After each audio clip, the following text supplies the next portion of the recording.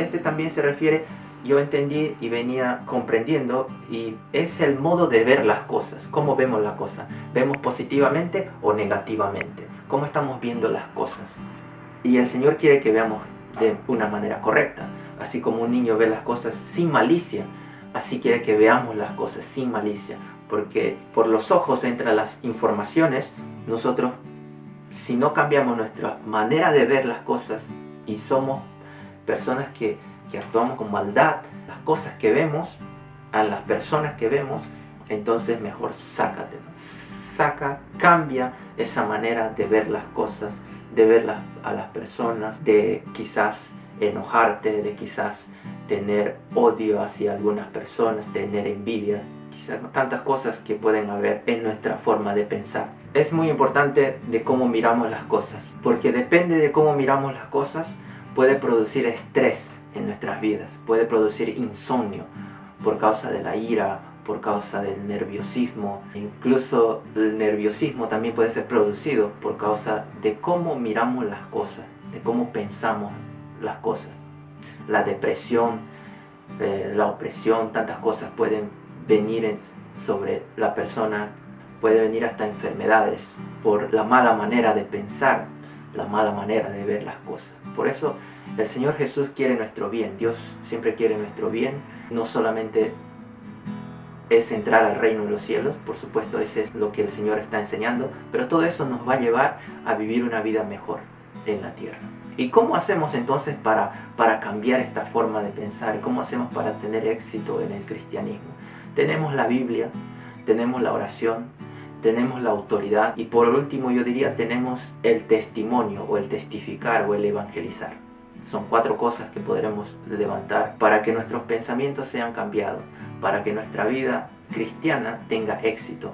No hay éxito en la vida cristiana si no hay la palabra, la Biblia. Por eso yo creo que esto de compartir la palabra a través de este canal, a través de este video, es mi deseo que todos tengan interés por la palabra de Dios y sepan que si quieres ser un cristiano exitoso, si quieres ser un cristiano verdadero, tienes que tener la palabra, la Biblia, como base. Y la oración también, van de la mano.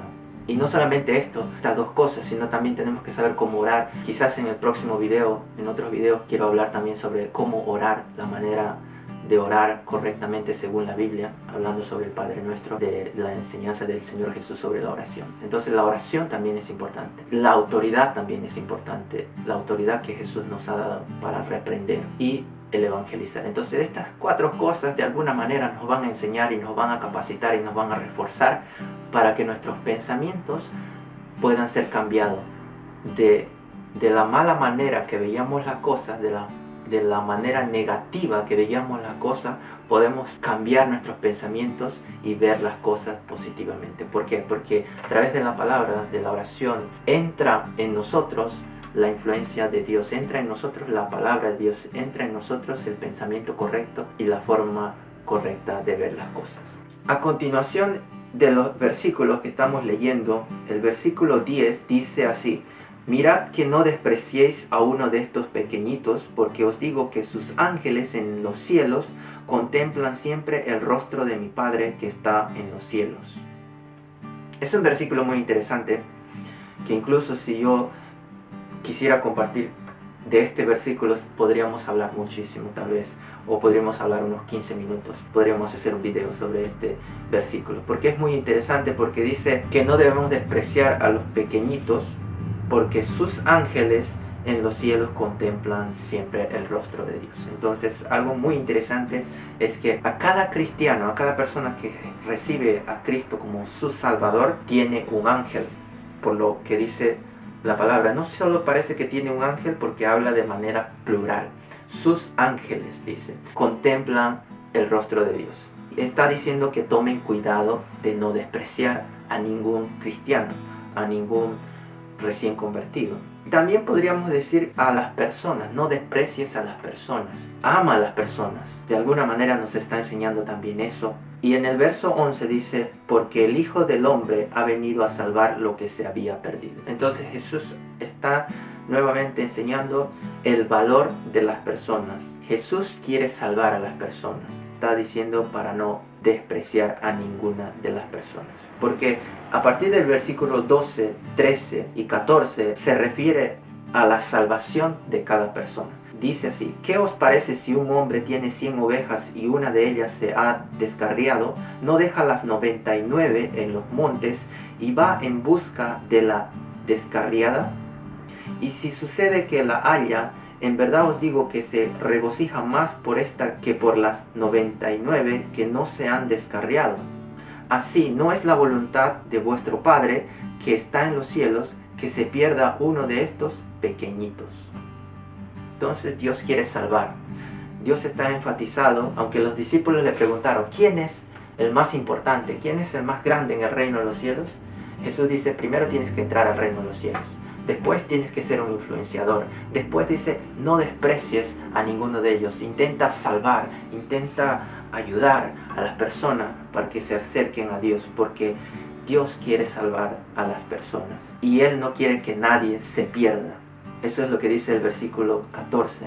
No es la voluntad de vuestro Padre que está en los cielos que se pierda uno de estos pequeñitos. Nadie, en absolutamente nadie quiere que se pierda, así sea un pequeñito a los ojos de los seres humanos. Y no se refiere de edad, sino se refiere de que recién convertido o que ni siquiera tal vez conoce a Dios y de alguna manera en la sociedad es un pequeño, es un insignificante para la sociedad tal vez, pero Dios quiere salvarlo a cada uno, ya sea pequeñito, no hay distinción en Dios. Así que continúa el Señor hablando sobre el valor, sobre cuán importante es la salvación de cada persona. Jesús quiere salvar a las personas, quiere salvar a cada persona, a las vidas que hoy pueden tener la oportunidad de ser salvos y entrar en el reino de los cielos. Y por eso Jesús detesta el tropiezo, porque Él vino para salvar. Y no es que deteste a esas personas, sino la práctica, la mala práctica de las personas es lo que Dios detesta. Dios ama así a la persona, pero detesta lo que practica. Pero detesta todavía más a esas personas que no solo practican, no solo se conforman en practicar, sino que enseñan a practicar el mal. Es terrible. ¿Por qué? El motivo de ir contra a estas personas, no en sí a las personas, pero por causa que esas personas enseñan el mal, es porque Dios quiere salvar. Y entonces esas personas, en vez de contribuir, no solamente hacen el mal, sino que contribuyen para que las personas no se salven. Entonces eso es lo que es detestable a los ojos de Dios. Si no se arrepienten, bueno, tendrán ese día de juicio que recibir. Y dice el versículo 15, que es muy interesante, dice, y si tu hermano peca, ve y repréndelo a solas, si te escucha, has ganado a tu hermano. Me encantó el versículo 15, 16, 17, que está hablando sobre amonestar, sobre exhortar, sobre insistir en hablar la verdad a aquellas personas que ya creen en Jesús, pero de alguna manera están haciendo el mal. Y dice, en esta escritura dice que tienes que amonestar, tienes que decirle lo que estás haciendo está mal, lo que estás haciendo es incorrecto, le llamas la atención y dice que si se arrepiente, has ganado a esa persona. Pero dice que si no se arrepiente y no escucha, dice que tienes que insistir otra vez, segunda vez. Y si no se arrepiente, puedes insistir tercera vez. Pero en la segunda, no es como en la primera, que tú ibas solo y le hablas y le dices. En la segunda vez tienes que llamar a personas y hablarle. Y si no se arrepiente, puedes insistir por la tercera vez llamando a la iglesia, dice. Y entonces, para que se pueda arrepentir. Porque Dios quiere salvar las almas. Nada más por eso que quiere que insistamos en corregir, en enseñarle, en decirle que se arrepienta de su mal camino o de lo que está haciendo y se vuelva. Pero si tercera vez no hace caso, dice que ya no necesitas insistir, según esta palabra que estamos leyendo. Ya no necesitamos insistir. Ahora es diferente cuando la persona no cree en Jesús o no ha creído en Jesús.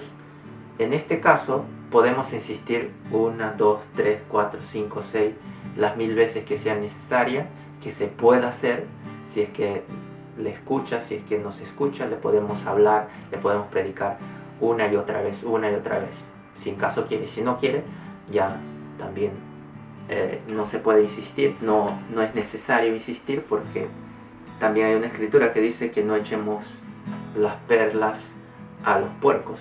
Podemos ver alguna diferencia acá que la insistencia hacia un cristiano, la insistencia al que no es todavía cristiano. Hay una diferencia y se puede diferenciar. En el caso que peca, dice, si tu hermano peca, ve y repréndelo, dice, ¿no? Si tú ves, sabes que está mal lo que está haciendo, le puedes insistir. Normalmente se arrepiente. Y se arrepiente, y entonces ¿qué hay que hacer cuando se arrepiente? Se le perdona y otra vez inicia de cero. Otra vez esa persona puede estar en cero de insistencia. O sea, ¿qué quiero decir? Que si otra vez hace algo malo, peca, otra vez se le va, se le amonesta y se arrepiente, otra vez queda en cero. ¿Y por qué dice en cero? ¿Por qué digo en cero? Porque a los siguientes versículos que Jesús va a empezar a enseñar, Pedro dice, ¿cuántas veces? Dice en el versículo 21, entonces se le acercó Pedro y le dijo, Señor, ¿cuántas veces pecará mi hermano contra mí que yo haya de perdonarlo? ¿Hasta 7 veces? Le dice. Y entonces Jesús le dice la famosa respuesta que casi la mayoría de los cristianos y aún aquellos que no son cristianos conocen, el versículo 22, que dice, Jesús le dijo, no te digo hasta 7 veces, sino hasta 70 veces 7. 70 veces 7, o sea, durante el día tendrás que perdonarlo las veces que sea necesario. Es de nuestro deber de cada uno de nosotros perdonar, si se arrepiente. Entonces Jesús va a enseñar sobre el perdón, sobre cuántas veces tenemos que perdonar a las personas. ¿Por qué? Porque Él quiere salvar. Entonces Él valora el valor de las personas. Enseña a sus discípulos a que deben perdonar. Entonces va a empezar en el versículo 23 a hablar sobre una parábola donde dice, por eso el reino de los cielos puede compararse a cierto rey que quiso ajustar cuentas con sus siervos. Él va a ajustar cuentas con un siervo que le debía 10,000 talentos. Pero dice que él no tenía con qué pagar. Y entonces el rey le perdona la cuenta, esta deuda. Le perdonó y él quedó perdonado. Pero él salió de la presencia del rey, se fue y dice que este siervo encontró a otro siervo, consiervo de él, que le debía también. Pero en este caso, este hombre que fue perdonado, encontrando a este otro pequeño, más pequeño que él, que le debía, fue y le pidió cuenta, pero no quiso perdonarlo. El rey se enteró de este acontecimiento, le dice, ¿por qué no perdonaste así como yo te perdoné? Y entonces lo castiga.